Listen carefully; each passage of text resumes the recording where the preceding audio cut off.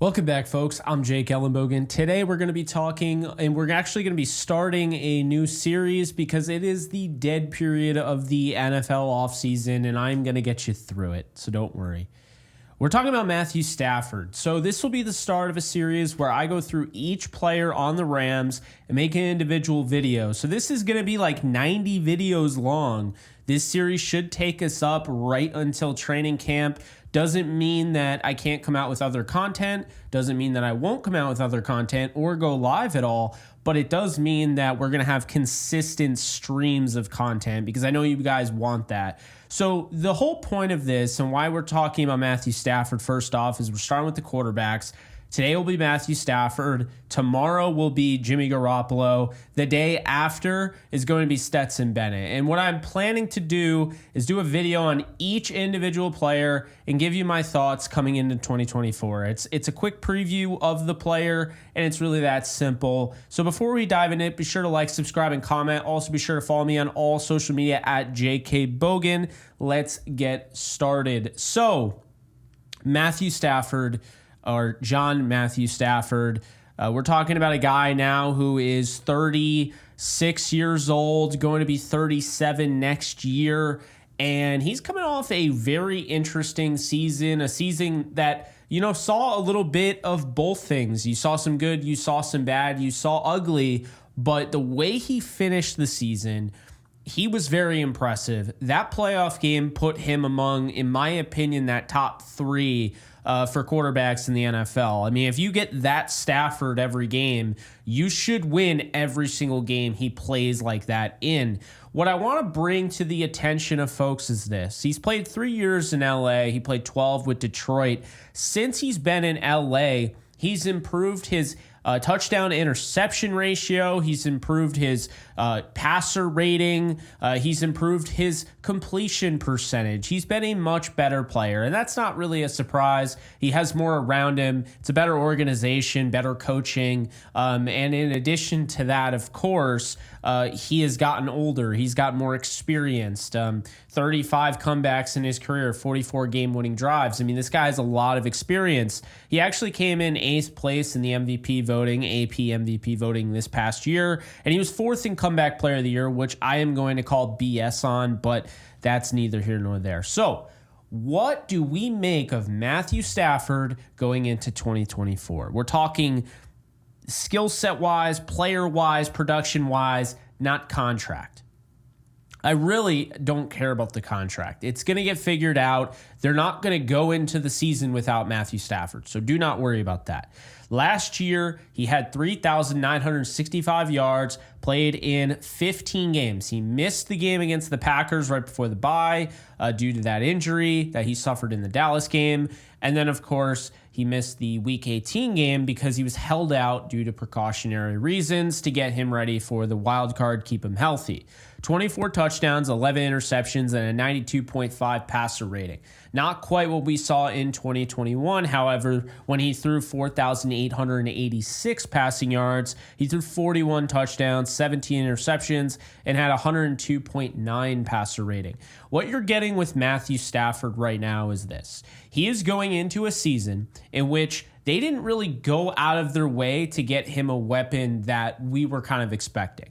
A lot of the rumors that came out about Mike Evans, interest in him, and they had interest in Kendrick Bourne, and just different players that stood out that they had interest in at the receiver spot. And we drew our conclusions that they were going to draft a receiver. And they did, but they didn't get one until the 6th round. Puka Nakua's emergence probably changed the course of everything, okay? Nakua, Cooper Kupp is healthy, Tutu Atwell, and then, of course, the emergence of Demarcus Robinson towards the end of last year. Now, Matthew Stafford has a pretty good deal of weapons here.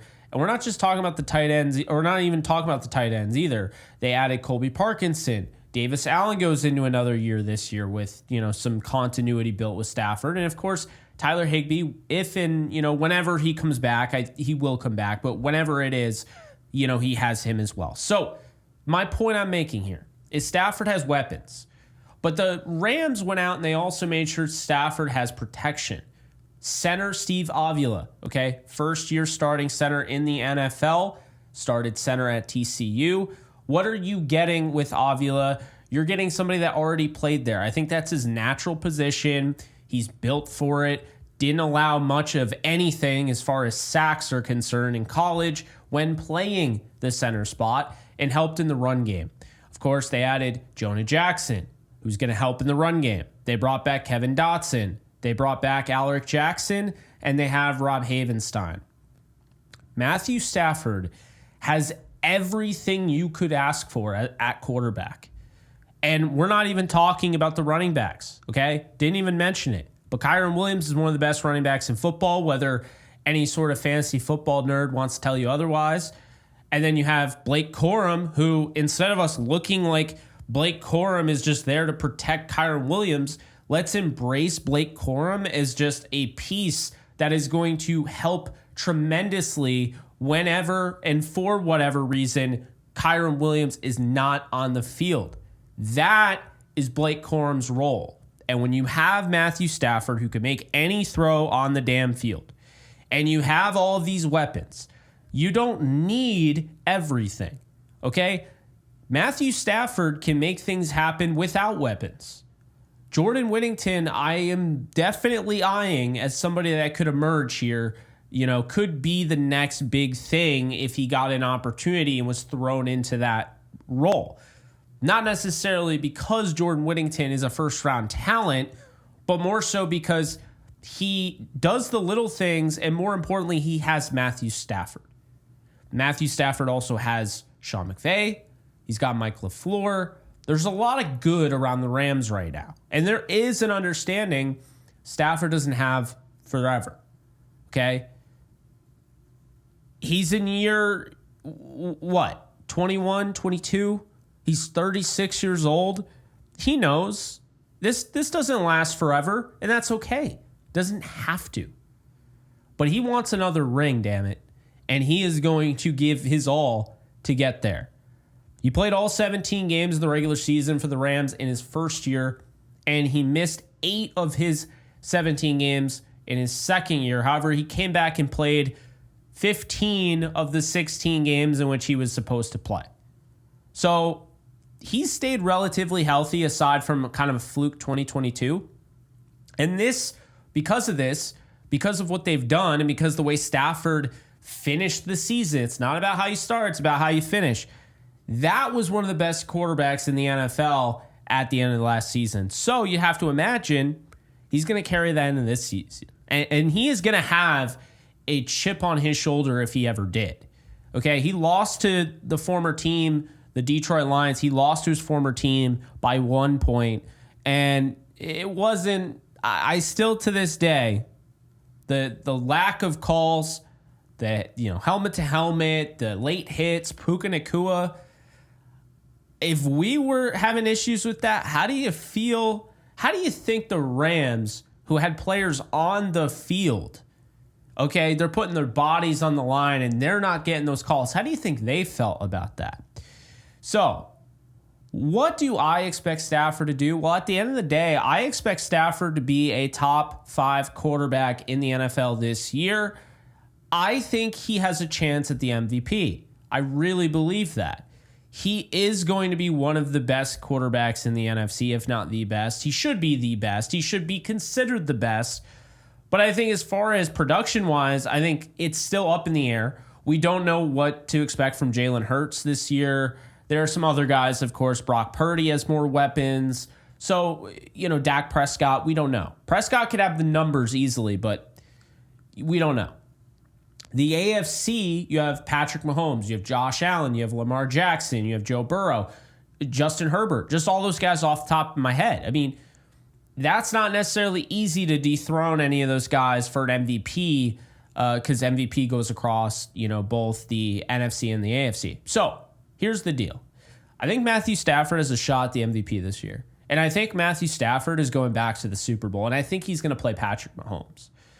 If you're looking for a stat projection, that's not really what this video is about. However, if I were to give just kind of a ballpark, I think he's throwing in the 40s for touchdowns. I really believe that. I'd say 35 to 40 plus, okay? 35 being kind of that, as long as he plays the rest of the year and doesn't miss, a ton of games, and misses like 2 tops, he's going to throw for over 35 touchdowns or 35 plus, okay? Which is something he's only done once twice since 2011. So that's a lot of touchdowns. But I think the Rams are going to be scoring a lot of touchdowns, going to be putting up a lot of points on the board. And I think the run game, while a lot of people would pivot to, the run game is going to score a lot of the touchdowns, and that might be true, I think the running game is going to ease up the passing game. I think it's going to be really easy for Matthew Stafford to pass in the red zone, knowing you have Kyren Williams and Blake Corum. So I expect a very good year for Stafford. He is going to be the starter, obviously. And I think anybody that's doubting him is going to look like an absolute fool this year.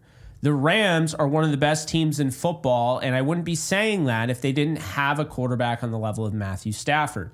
Somehow, some way, this guy's still underrated. I don't know how. I mean, he has 56,000 passing yards. He has 357 touchdowns, only 180 interceptions. He has a career 91 passer rating, considering some of those seasons really weigh it down early on in his career. So, look, Matthew Stafford is one of the best quarterbacks in football. The Rams are in good shape. They're in good hands. And as long as he stays healthy, I mean, the possibilities are endless with what he can do on a football field. So those are my thoughts. That's my quick preview on Matthew Stafford's 2024 season. I think he is going to help the Rams immensely, and I am so excited to witness it with you guys. If you guys enjoyed this video, be sure to like, subscribe, and comment. Also, be sure to follow me on all social media at JKBogan, and I will see you guys in the next one. Later, folks. Do you love talking about the Rams, the NFL, or just want to be a part of a community? Join my free Discord server today. We're over 800 members. We got 24/7 live chat, a level 3 boosted server, the ability to call into JE Live, playing online games with us on Kick streams, toggleable alerts for when I go live on YouTube or Kick so you don't miss a live stream, and exclusive giveaways. Click the link in the description, the comments section, or the link that comes up in the video to learn more and join today.